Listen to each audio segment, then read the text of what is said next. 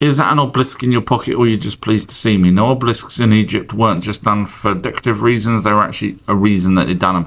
My opinion is that the tips did generate power, as I've mentioned before in previous videos. Now, the Great Pyramid had crystals in it, as written in ancient tablets, to help power the light beam. Watch my previous videos if you don't know what I'm on about. So this obelisk here would have had, as well as all the others, accolade feldspar, which is crystals. Now, again, the Great Pyramid, which was the first one they tested on, used the crystals to help power the light beam that came out from the top of it. Now, obelisks also have rose quartz in them, which is also recognized by the ancients for its restorative powers by Aphrodite and Adonis. Now, Aphrodite, we know, is Iana from the Anunnaki. So it all makes sense.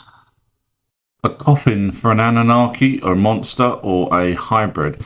Well, this is a place called Saparium, and it's in Saqqara in Egypt. Now, down in the depths, there's many of these huge, what we are calling, I guess, sarcophagus. And they're so big that they are actually 75 tons for the bottom part, and the lid is 30 tons. So you're not going to move that in such a confined space easily without some sort of skills.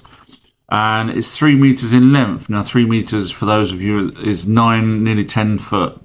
So why would they put giant sarcophaguses 10 foot when back then people weren't 10 foot?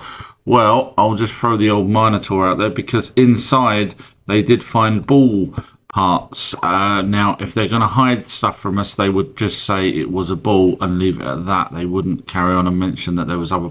This is not a normal skull, and don't say it's headboarding, because it's missing sutures that humans have.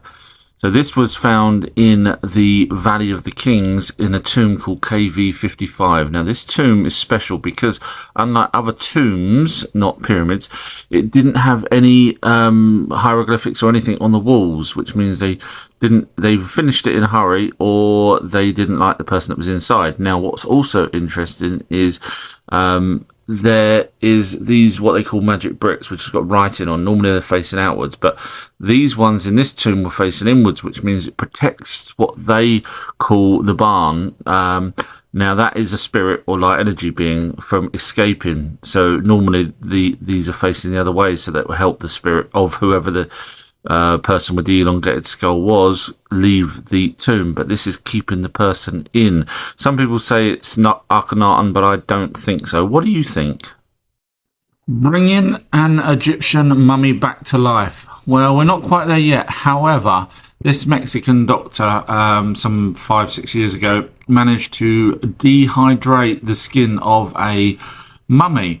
And he was working mainly in forensics to be able to get fingerprints back from the people that had died and that had dehydrated. And this has been done just for the hand, but now he's come up with a new chemical solution that will allow the skin on a whole body to be dehydrated or hydrated back. So you can actually now see birthmarks, colour skin, even tattoos on the ancient Egyptians, which is pretty interesting. Now, the way he done it, he worked with pig skin and human fingers to keep doing the tests. Now, pig skin, if you've watched my previous videos, you'll see that pigs are related to humans. Watch my previous ancient aliens in ancient Egypt. Now, all you have to do really is just open your eyes and concentrate.